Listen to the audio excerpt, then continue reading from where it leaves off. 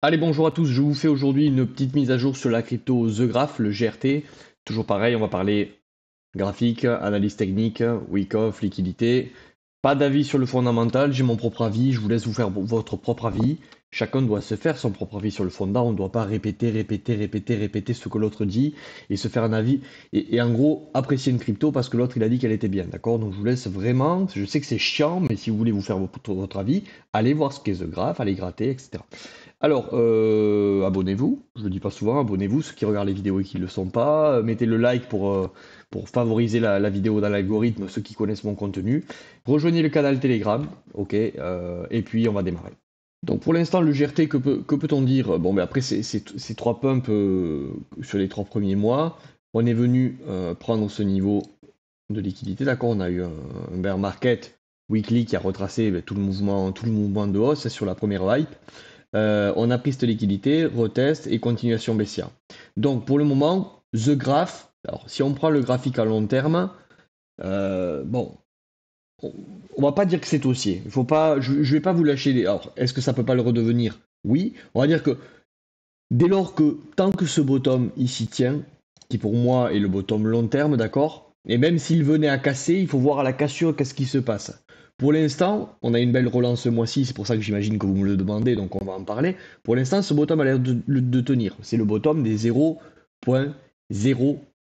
D'accord? Mais pour l'instant, de là, sur le long terme, on n'a pas assez d'historique pour affirmer que ce graphe est bullish. On pourra vraiment dire qu'il est haussier sur le long terme le jour où vous aurez eu un autre rallye, ok, pourquoi pas un bear marqué derrière, hop, et qu'on aura cassé ce niveau. En gros, pour l'instant, je vais pas vous le dire à chaque crypto, The Graph ici, tant qu'on n'a pas dépassé et qu'on ne s'est pas installé franchement et qu'on ne poursuit pas au-dessus des 2,88$, ok, on ne peut pas dire que The Graph long terme est haussier. C'est plutôt un range, ok.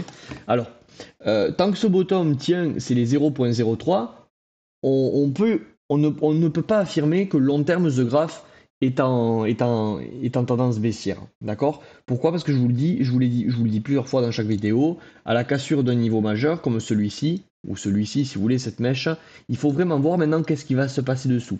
Si dessous cette cassure, on commence à avoir une création de liquidité, ok, et qu'on commence à avoir une structure du type prise de liquidité, shift de la structure et on continue, ben on aura eu tout simplement une distribution ici, après ce run haussier, je te l'ai dit, pour pouvoir continuer des hausses sur le long terme, et même tu retrouves ça sur toutes les unités de temps, si tu allé en 1 heure, tu verrais qu'il y a des réaccumulations aussi. Pourquoi je parle de réaccumulation? Pour aller faire des plus hauts. En gros, souvent tu as haut, bas, haut, bas, haut, bas, et quand le marché n'en peut plus, pam, il pète, il casse un niveau, il réaccumule sous la cassure et il va nous faire des plus hauts, d'accord? Et la cassure de ce niveau, qui peut être identifiée ici sur ce niveau quand on a cassé.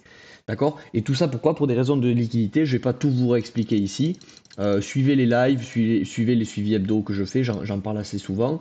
Donc potentiellement, The Graph maintenant pour aller faire des plus hauts après ce run, il a besoin de faire une réaccumulation. Ici on a une distribution qui est très visible, ok, avec le UT, le UTAD et le drop, ok, la cassure, le retest et le drop. Et ici maintenant, qu'est-ce qu'on va faire, d'accord? Ou qu'est-ce qu'on est déjà en train peut-être de faire?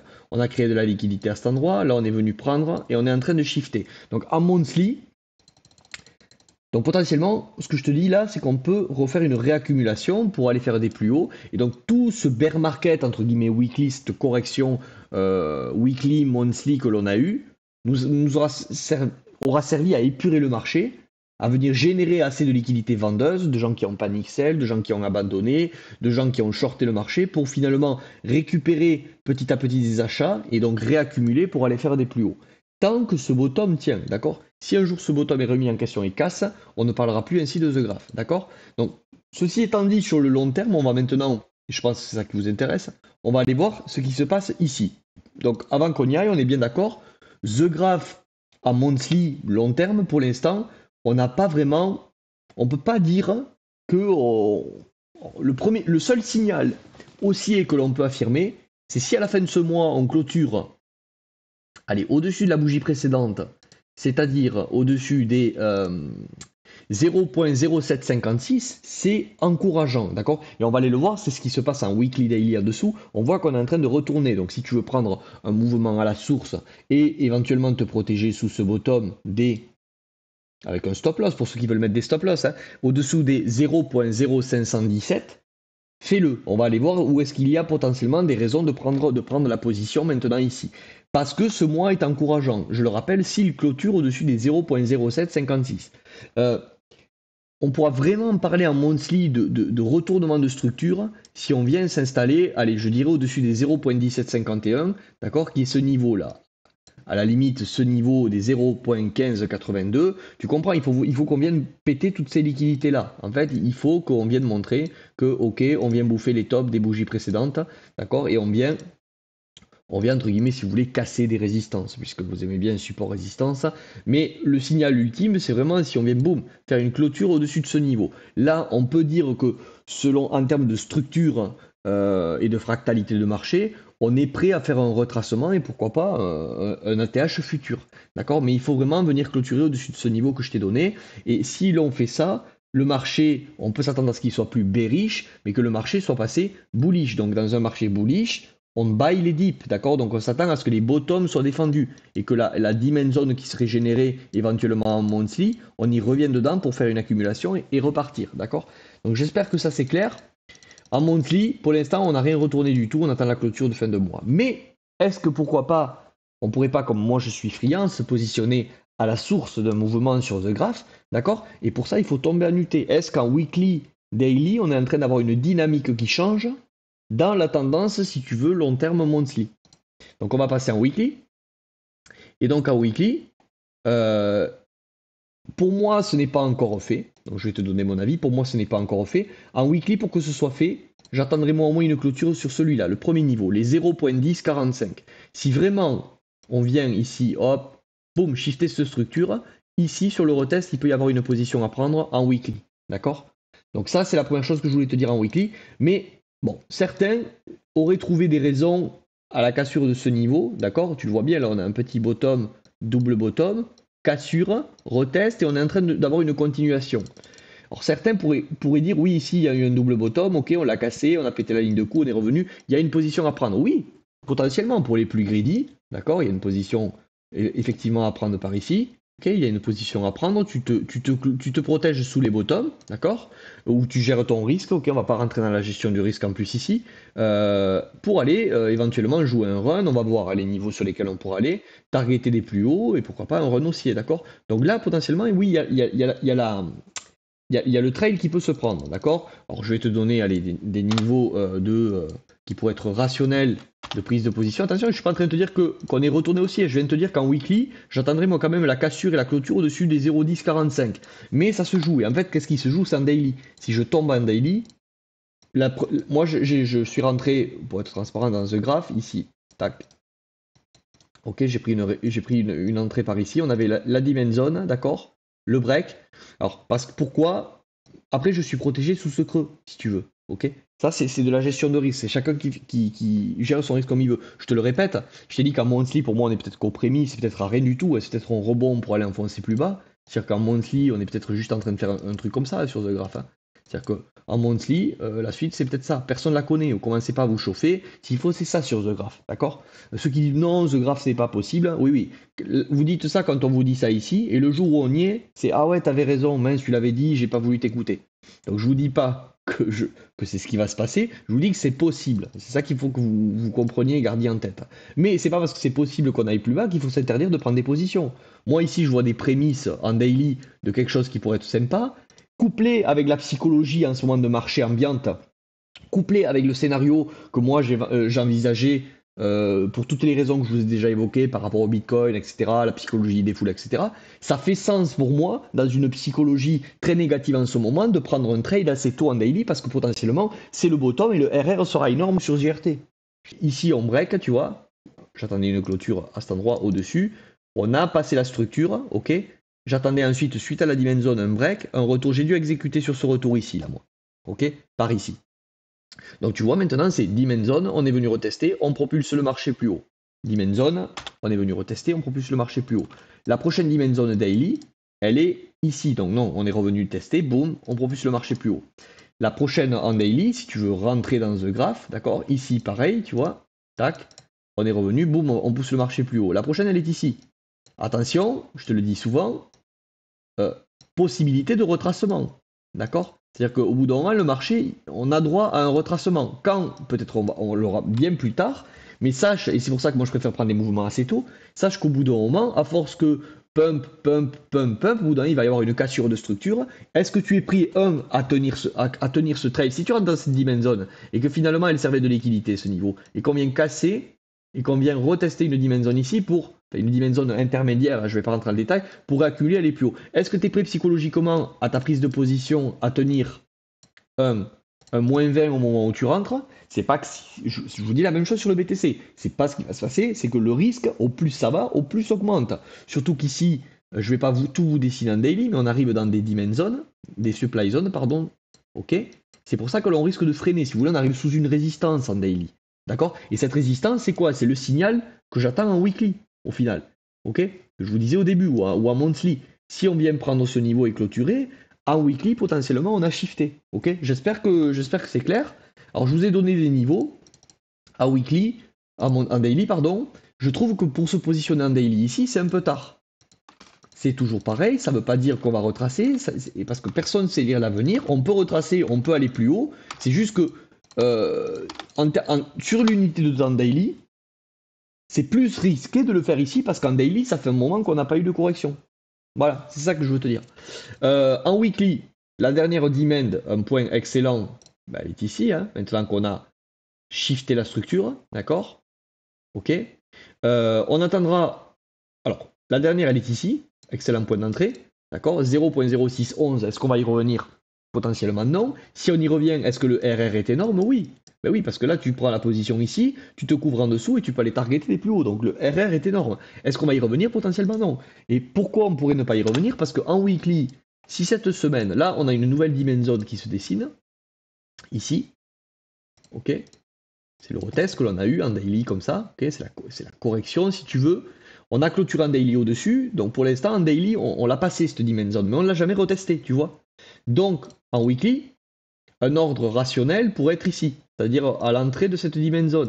Mais donc c'est les 0.0882. Mais attention, pour que cette dimension soit valide, d'accord?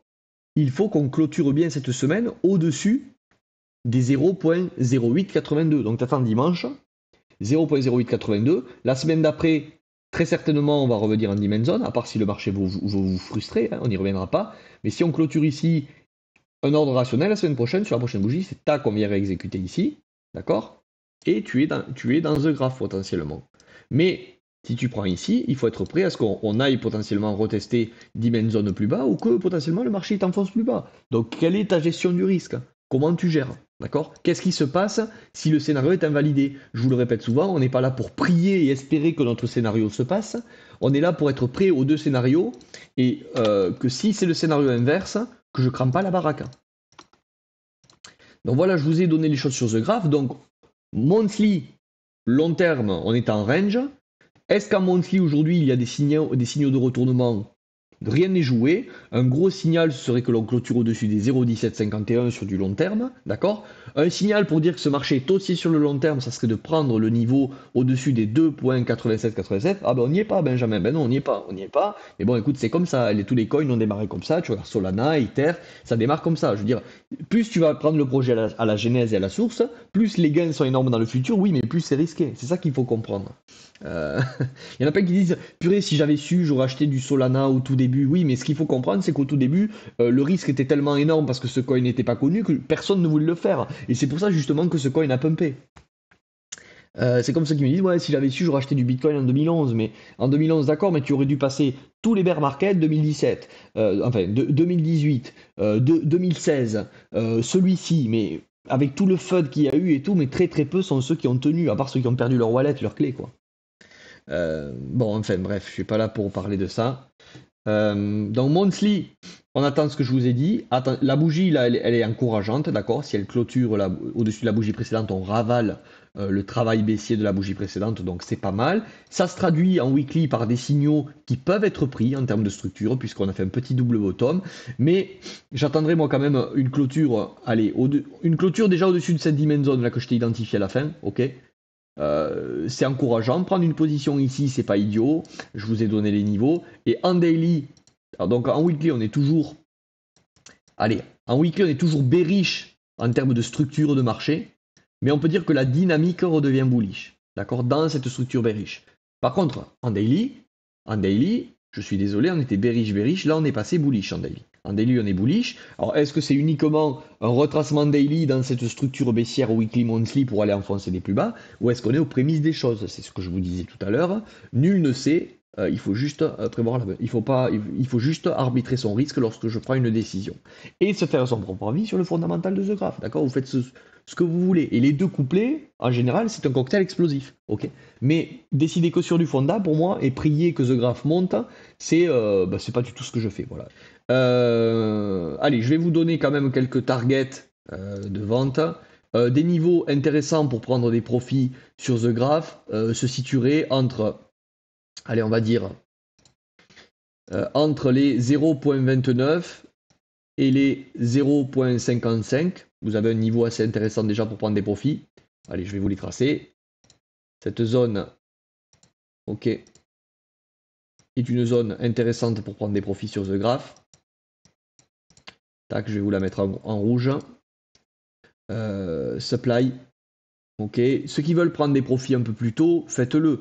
Là, je vous mets les profits dans un but de swinger si on a vraiment un retracement, qu'on aurait un retracement intéressant sur Bitcoin. Il y a quand même à ne pas oublier, certainement en intermédiaire en weekly, des supply zones qui n'ont pas été retestées. Donc celle-ci on a retesté, celle-ci on a retesté. Non, je pense que voilà, faites attention à la prise de ce niveau de liquidité. C'est-à-dire que quand on va, toute cette consolidation là, pour moi, elle va servir de liquidité. Et potentiellement le scénario qui nous attend, comme sur Bitcoin, et c'est ce que je vous dis partout, potentiellement le scénario qui nous attend, c'est on prend cette liquidité, tout le monde se réexcite, on distribue et on va faire des plus bas. Et ensuite, on aura le halving 2024 qui va arriver et un nouveau bull market. Mais il faudra voir dans ces zones ce qui se passe, d'accord, sur tous les actifs. Voilà. Bon, première zone à prendre profit. Ça ne veut pas dire que dans cette zone, forcément, on va se retourner. C'est une zone à profit, d'accord, pour après voir qu'est-ce qui peut se passer, parce que vous pouvez aussi sortir sur The Graph, et finalement, ce qu'on va faire, c'est qu'on va réaccumuler, on va aller faire des plus hauts, et vous restez sur le carreau. Et tôt ou tard, ben, peut-être que le futur sur The Graph, c'est ça, hein. C'est un nouvel ATH, consolidation, gros rallye haussier, ok. Et vous aviez du The Graph ici, que vous avez tout sorti là, et un jour, ben, si vous revoulez du The Graph, le dip, vous l'aurez jamais, vous devrez rentrer ici dans The Graph, ok. Donc le move d'avoir tout sorti ici, il sera pas bon. Mais ça, c'est toute la complexité et je ne peux pas tout vous expliquer ici, c'est toute la complexité du management d'une position, de la gestion de risque, de la compréhension de qu'est-ce que fait le prix sur un marché. Ok, il n'y a pas besoin d'être trader, je vous le répète souvent, on peut très bien faire ça sur des grosses unités de temps comme je vous fais là, d'accord, ça ne demande pas des interventions toutes les semaines, ça demande de une fois par semaine venir voir quelle est la structure du marché, qu'est-ce que ça donne, et donc décider à un instant T de prendre des profits, d'arbitrer un risque. Une autre zone à profit qui peut être sympa, ce serait éventuellement, allez, non, monthly non, oui, allez, vous auriez celle-là, éventuellement. Est-ce qu'on va y aller? Je n'en sais rien, elle est un peu plus greedy, d'accord? Mais potentiellement, c'est une zone à profit, donc entre les 0,83 et les 1,33$. Voilà, j'espère que cette vidéo sur The Graph vous a plu, c'était Benjamin Crypto Liberté, je vous dis à demain pour le live si vous êtes là, à la prochaine, ciao.